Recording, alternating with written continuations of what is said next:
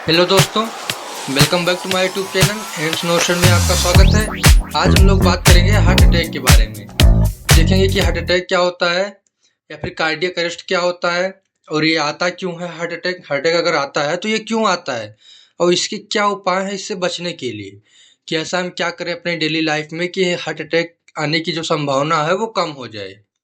ये बहुत क्या साइंस से देखेंगे, एकदम इजी भाषा में इसको आज हम देखते हैं कि कार्डियक अरेस्ट और हार्ट अटैक होता क्या है।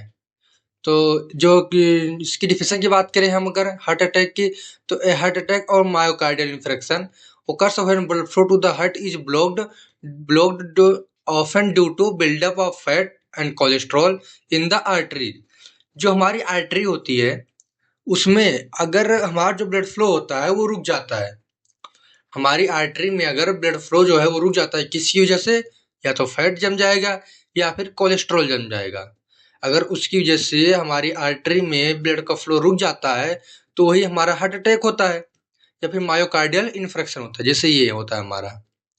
हार्ट अटैक जो होता है वो सर्कुलेशन प्रॉब्लम होता है और कार्डियक अरेस्ट जो होता है वो इलेक्ट्रिकल प्रॉब्लम होता है। इलेक्ट्रिकल प्रॉब्लम का मतलब जो हमारी हार्ट बीट होती है, वो जो नॉर्मल हमारी हार्ट बीट होती है वो 70 to 100 होती है। 70 से 100 तक होती है, 72 बीट पर मिनट होती है, जो मान लो कि हर एक बुक में अलग अलग है। तो हमेशा रेंज में अगर हम लिखते हैं तो 70 to 100 लिखते हैं। तो इतना होती है हमारी जो हमारी हार्ट बीट होती है। लेकिन वो अगर इरेगुलर हो जाती है, या तो कम हो रही है या तो ज़्यादा हो रही है, वो हमारी इरेगुलर होती है हार्ट बीट। अगर वो हो रही है तो उसे हम कार्डियक अरेस्ट बोलते हैं। और हार्ट अटैक किसे बोलते हैं, अगर हमारी ब्लॉक हो जाती है आर्टरी, ये हमारा कोलेस्ट्रॉल या फिर फैट है जो है यहाँ पे जम जाता है, इकट्ठा हो जाता है हमारी आर्टरी में, जिससे हमारा ब्लड फ्लो रुक जाता है। ब्लड फ्लो रुक जाएगा तो हमारे हार्ट को ब्लड मिलना बंद हो जाता है, जिसकी वजह से हमारे हार्ट की जो टिश्यूज रहते हैं, मसल्स रहती है, वो हमारे डेथ होने लगती है उनकी। लिखा ना, this can lead to damage और death of heart muscle tissue. जो हमारे हार्ट की मसल टिश्यू होती है उसकी डेथ हो जाती है, क्यों? क्योंकि उसको प्रॉपर रूप से ब्लड नहीं मिल पाता है, इसीलिए। सिम्टम्स में इंक्लूड, अगर हार्ट अटैक आता है तो कैसे पता चलेगा हमें कि हाँ ये हमें हार्ट अटैक आया है। ये पता भी तो चलना चाहिए कि हमें हार्ट अटैक आया है। ऐसा थोड़ी ना कि थोड़ा सा हमें कहीं पेन हो रहा है हम कह दें कि हमें हार्ट अटैक आया है, ऐसा तो होता नहीं है। तो हमें पहले इसको पता करना पड़ेगा हार्ट अटैक हमें आता क्यों है, और आया तो हमें मतलब ऐसे क्या सिम्टम्स हमें दिखेंगे, ऐसे क्या साइंस दिखेंगे उसके, कि जिससे हमें पता चले कि हमें हार्ट अटैक हो रहा है। चेस्ट पेन और डिस्कम्फर्ट होगा। चेस्ट पेन भी कैसा चेस्ट पेन होगा, ये कंटिन्यूअस चेस्ट पेन हो सकता है, या फिर अगर वो कंटिन्यूअस नहीं होगा, इरेगुलर चेस्ट पेन होगा, तो वो काफी मतलब होता ना एक तेजी से दर्द होना, उस टाइप का हार्ट चेस्ट पेन होगा। शॉर्टनेस ऑफ ब्रीथ, सांस लेने में दिक्कत आएगी। पेन और डिस्कम्फर्ट इन द आर्म्स, जो हमारे हाथ होते हैं उसमें पेन्स होगी, डिस्कम्फर्ट होगा। बैक में पेन होगा, नेक पेन, जॉ पेन और स्टमक पेन। नोजिया और वोमिटिंग तो कॉमन है, हर एक में होती है। स्वेटिंग होगी, लाइट लाइट रेडनेस होगी और डिजीनेस लगेगा हमें, मतलब दिखाई नहीं देगा अच्छे से। अनकॉन्शियसनेस हो सकता है। अब्सेंस ऑफ हार्ट बीट, अगर हार्ट बीट नहीं हो रही है तो उसके कारण भी हो सकता है। और ये हम चेक कैसे करते हैं कि हार्ट बीट हमें नहीं हो रही है, ये हम कैरोटिड से चेक करते हैं। अगर हमारे कैरोटिड पे, जो हमारी कैरोटिड आर्टरी होती है, अगर हम नेक के पास अपन हम फिंगर लगाते हैं अपनी नेक के पास, तो हम वहाँ पे जो हमारी कैरोटिड आर्टरी होती है, अगर उसकी हार्ट बीट वहाँ पे कम होती है, वहाँ पे नहीं हो रही है, वहाँ पे हमें फील नहीं हो रहा, मतलब हमें हार्ट अटैक आया है, तो उसी के बाद हम सीपीआई स्टार्ट कर देते हैं, क्योंकि हमारा कार्डियो पल्मोनरी रिड्यूसिएशन होता है। उसके बाद एपनिया हो सकता है, cessation of breathing. ECG reveals हो सकती है हमारी, या फिर वेंट्रिकुलर फिब्रिलेशन हो सकता है। पैलोर और साइनोसिस हो सकता है। आई डायलेटर हो सकता है। ये वेंट्रिकुलर फिब्रिलेशन क्या होता है या फिर ईसीजी रिवील्स, इसकी भी एक अलग वीडियो आएगी, उसमें अपन देखेंगे उसको। अगर इसके हम कॉसेस की बात करें, ये होता क्यों है, कोरोनरी आर्टरी डिसीज हो सकती है, जो कि मोस्ट कॉमन कॉज होती है। कोरोनरी आर्टरी डिसीज ये सबसे कॉमन होता है हमारे हार्ट का। उसके बाद एथ्रोस्क्लेरोसिस हो सकता है, जिसमें plaque buildup in the arteries. Plaque या फिर हम बोले कि फैट या कोलेस्ट्रॉल जो है हमारे आर्टरी में बनने लगता है। Risk factor such as high blood pressure, अगर बीपी हाई हो रही है तो हमारे कार्डियक इन्फेक्शन होने, मायोकार्डियल इन्फेक्शन होने के चांसेस होते हैं। हाई कोलेस्ट्रॉल पे, स्मोकिंग पे, diabetes, obesity and sedentary lifestyle पे। कार्डियक इलेक्ट्रिकल इवेंट अगर आता है उस टाइम पे, जो कार्डियक अरेस्ट बताया था ना, वो कार्डियक अरेस्ट जो है हमारा, वो कार्डियक इलेक्ट्रिकल इवेंट उस टाइम पे अगर आता है तो। रेस्पिरेटरी अरेस्ट हो सकता है, हाइपोथर्मिया हो सकता है, लॉस ऑफ ब्लड हो सकता है। कॉम्प्लिकेशन क्या क्या इसके हो सकते हैं इस टाइम पे, हो क्या क्या सकता है? न्यूरोलॉजिकल इम्पेयरमेंट हो सकता है कि हमारे जो न्यूरॉन्स होते हैं उनको ब्लड नहीं मिलेगा तो न्यूरॉन्स डेथ हो जाएंगे। रेनल फेलर हो सकता है, इंसान की डेथ हो ही जाती है, मोस्ट ऑफ द इंसान की डेथ ही होती है, लेकिन कुछ अगर उसको टाइम पे सीपीआर वगैरह प्रोवाइड कर देते हैं तो जो हमारा क्लॉट होता है वो हट खत्म हो जाता है क्लॉट, और हमारा जो ब्लड का फ्लो है वो होने लगता है। इमरजेंसी में मैनेजमेंट में हम क्या कर सकते हैं? अगर किसी को हार्ट अटैक आया है, जैसे कोई पर्सन है, अगर वो मान लिया ये पर्सन है, अगर ये पर्सन है रोड पे किसी को अचानक से वो गिर का चक्कर खा के वो गिर गया अचानक रोड पे, तो उसके साथ हम क्या क्या कर सकते हैं? पहला हमारा सीपीआर है, कार्डियोपल्मोनरी रिजुसिएशन है, is only emergency management for these cases. इस केस में केवल हम इमरजेंसी में इसको मैनेज करते हैं। सीपीआर होता क्या है? एन इमरजेंसी प्रोसीजर होता है फॉर लाइफ सपोर्ट के लिए, इसे हम लाइफ सपोर्ट प्रोसीजर भी बोलते हैं। Consisting of artificial respiration and manual external cardiac message. जैसा कि इसमें लिखा है ना, आर्टिफिशियल रेस्पिरेशन करवाते हैं हम and manual external cardiac message देते हैं। It is used in cases of cardiac arrest और apparent sudden death resulting from electric shock, drowning, respiratory arrest. अगर इतनी चीजें होती है तो हम उस टाइम पे इसका यूज करते हैं। यूज कैसे करते हैं इसको? सीपीआर को CAB के थ्रू। सी मतलब कंप्रेशन, ए मतलब एयरवे, बी मतलब ब्रीथिंग। पहला उसको हम कंप्रेस देंगे, compression push hard and fast on the centre of the victims chest, उसके चेस्ट के सेंटर में हम कंप्रेशन देते हैं। एयरवे देते हैं, उसके बाद उसको टिल्ट करके उसके बाद ब्रीथिंग देते हैं माउथ टू माउथ। लेकिन ये सीपीआर पे एक टॉपिक है, सीपीआर बड़ी टॉपिक है कि उसको कितना 100 बीट पर मिनट होना चाहिए, हर 50 पे या हर 40 पे या हर 30 पे ब्रीथ होनी चाहिए उसको। तो सारी चीजें उसको हम देखेंगे। 2 इंच हमारा क्या डीप होना चाहिए, तो सारी चीजें देखेंगे। इस पे एक अलग टॉपिक है, ये अलग आएगा इस पे वीडियो। अभी हम नॉर्मल बात कर रहे हैं सीपीआर का। Early chest compression can immediately circulate oxygen.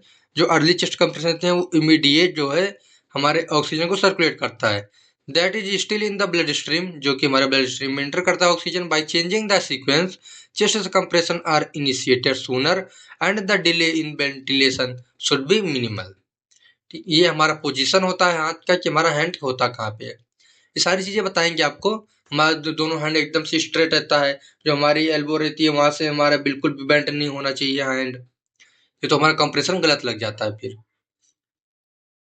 उसके बाद हम नर्सिंग मैनेजमेंट की बात करें कि नर्सिंग मैनेजमेंट में क्या क्या कर सकते हैं। अप्लाई या कार्डियक मॉनिटर अप्लाई करते हैं। क्यों? उसके हम कंटिन्यूस बीपी देखते हैं, पल्स देखते हैं, रेस्पिरेटरी देखते हैं, सैचुरेशन देखते हैं। उसके बाद हम उसकी जितने भी मतलब हार्ट बीट वगैरह हो गई, सारी चीजें देखते हैं उसमें। उसमें रेस्पिरेटरी देखते हैं कितना चल रहा है उसका। उसके बाद रिकॉर्ड इलेक्ट्रोकार्डियक इवेंट, दैट मीन्स कि हमारे ईसीजी करते हैं। Immediately administer defibrillator. डिफिब्रिलेटर जो होता है उसका हम डायग्राम आपको दिखा देंगे यहाँ पे। उसका डायग्राम दिखा देंगे कि ये हमारा डिफिब्रिलेटर होता है, तो उसको हम यूज करते हैं। Quickly attend to the client airway and oxygen. Quickly attend करते क्या? एयरवे और ऑक्सीजन लगाते हैं उसको। Insert oral artificial airway insert करते हैं अगर उसको जरूरत पड़ती है तो। एडमिनिस्टर 100% ऑक्सीजन देते हैं।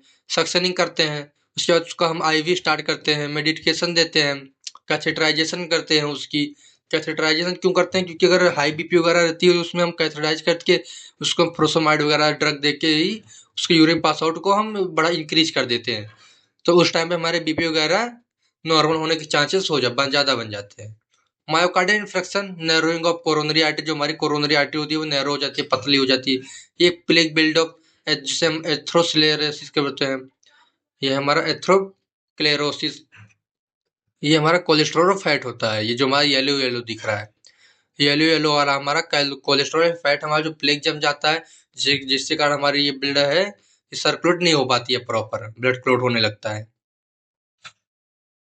ब्लड क्लॉट होगा तो रिड्यूस्ड ब्लड फ्लो हमारा रिड्यूस हो जाएगा, जिसके कारण लैक ऑफ ब्लड फ्लो हो जाएगा, ब्लड फ्लो पहुंचेगा ही नहीं। और उसके बाद ये हमारे हार्ट की हमारी जो मसल्स होती है, टिश्यूज होते हैं, जो वहाँ की सेल्स होती हैं, वो हमारे डैमेज होने लगती हैं और इसी की वजह से हमें हार्ट अटैक आता है। तो हार्ट अटैक आने का मेन कारण क्या है हमारा? जैसे हमने देख लिया कि हमारा जो कोरोनरी आर्टरी डिसीज होती है ये कॉमन होती है। एथ्रो एथ्रोस्क्लेरोसिस हो सकता है या फिर बीपी वगैरह हाई हो सकता है। इसीलिए बोलते हैं ना, ज़्यादा थिंकिंग नहीं करना चाहिए, ज़्यादा चीज़ें सोचनी नहीं चाहिए। उसके बाद ज़्यादा स्ट्रेस नहीं लेना चाहिए। अगर आपको जानना है स्ट्रेस के बारे में तो हमारी बुक है स्ट्रेस मैनेजमेंट की, वो भी अमेज़न पे आपको मिल जाएगी, उसमें देख लेना स्ट्रेस मैनेजमेंट के बारे में। उसके बाद medication used in CPR. CPR के टाइम पे हम कौन सी मेडिकेशन यूज़ करते हैं, जिन्हें हम इमरजेंसी मेडिसिन बोलते हैं। एपिनेफ्रिन बोलते हैं, जिसमें एड्रेनलिन होता है। जो हमारा एड्रेनलिन करता क्या है, इसका एक्शन क्या होता है, इंक्रीज सिस्टमिक वेस्कुलर को इंक्रीज कर देता है, रेसिस्टेंस एंड ब्लड प्रेशर को हमारे इंक्रीज कर देता है। एट्रोपिन जो होता है वो क्या करता है, ब्लॉक पैरासिम्पैथेटिक एक्शन को ब्लॉक कर देता है। हमारा जो यसे नोड का यसे नोड जो होता है, जो हमारा साइनोवियल नोड होता है, उस नोड को हमारे वो ये इंक्रीज कर देता है, उसकी जो फंक्शन होता है, कंडक्शन होता है। सोडियम बाइकार्बोनेट देते हैं, जो हमारे करेक्ट मेटाबॉलिक एसिडोसिस में काम आता है। वैसोप्रेसिन देते हैं, जो हमारे इंक्रीज इनोट्रोपिन एक्शन को, कॉन्ट्रैक्शन ऑफ द हार्ट को इंक्रीज करता है। कॉन्ट्रैक्शन ऑफ हार्ट जो इंक्रीज होगा, तो हार्ट का जब कॉन्ट्रैक्शन इंक्रीज होगा तो ब्लड का फ्लो इंक्रीज हो जाएगा। ब्लड का फ्लो इंक्रीज होगा तो जो हमारे क्लॉट होंगे वो हटने के चांसेस बढ़ जाते हैं। तो इसलिए हम वैसोप्रेसिन देते हैं। प्रिवेंशन स्ट्रेटेजीज इंक्लूड, प्रिवेंशन क्या क्या, अब इसमें सबसे ज़्यादा ये हमें देखना है कि हम मतलब ऐसा क्या करें जिसकी वजह से हमें हार्ट अटैक नहीं आए। ऐसा क्या करें हम जिसकी वजह से हमें हार्ट अटैक नहीं आए, ऐसा क्या कर सकते हैं हम अपनी डेली लाइफ में, डेली लाइफ रूटीन में ऐसा क्या कर सकते हैं, वो चीज़ हम देखते हैं। मेंटेनिंग अ हेल्थी डाइट, अपने डाइट को हेल्दी रखना है। रेगुलर फिजिकल एक्टिविटी करेंगे हम तो हमारा जो हार्ट का कॉन्ट्रैक्शन होगा वो नॉर्मल रहेगा। नॉर्मल से भी तेज भी हो सकता है, नॉर्मल भी हो सकता है, नॉर्मल रहेगा। हम अवॉइडिंग तंबाकू यूज, तंबाकू का यूज नहीं करेंगे। स्ट्रेस को मैनेज करेंगे, मैंने अभी बताया आपको कि स्ट्रेस को मैनेज करना है, मेन हमारा होता है। स्ट्रेस मैनेज करेंगे, हमारी बीपी सही से रहेगी, रेस्पिरेटरी अरेस्ट नहीं आएंगे, कार्डियक अरेस्ट नहीं आएंगे। ये हमारे मैनेज स्ट्रेस से होता है। और हमारी जो स्ट्रेस मैनेजमेंट की बुक है वो आप देख सकते हो रेगुलर। अगर आपको चाहिए तो आप कमेंट कर देना, मैं आपको दे दूंगा। Regular health checkup of monitor blood pressure and cholesterol level. Cholesterol level बढ़ना ही नहीं चाहिए। ऑयलिंग फूड नहीं, ऑयलिंग फूड जो है उसको अवॉइड करना चाहिए। उसके बाद ज़्यादा स्पाइसी फूड को अवॉइड करना चाहिए। नॉर्मल हेल्दी डाइट लेनी चाहिए। रेगुलर फिजिकल एक्टिविटी करनी चाहिए। तंबाकू हो गया, स्मोकिंग हो गया, अल्कोहल हो गया, इसको अवॉइड करना है। उसके अपने स्ट्रेस को मैनेज करना है, जिसकी वजह से हमें क्या होगा कि हार्ट अटैक आने की चांसेस बहुत कम हो जाते हैं। और कभी भी हमें अगर लेटना भी है तो हमें हमेशा सुपाइन पोजीशन में लेटना है। अगर हम सुपाइन पोजीशन में नहीं लेटते तो भी हमें हो सकता है हम प्रोन पोजीशन में कभी नहीं लेटेंगे। प्रोन पोजीशन में लेटने पे हमारा जो हार्ट का जो फ्लो होता है, बीट होता है, वो उसमें चेंजेस होने लगती हैं। तो इसी वजह से तो सारी चीज़ें हैं, ध्यान में रखना है। ध्यान में रखते रहेंगे तो क्या हमें हार्ट अटैक आने के चांसेस बहुत कम हो जाते हैं और ना के बराबर हो जाते हैं। तो कैसा लगा वीडियो कमेंट करके बताना, और चैनल को सब्सक्राइब करना, लाइक करना, शेयर करना।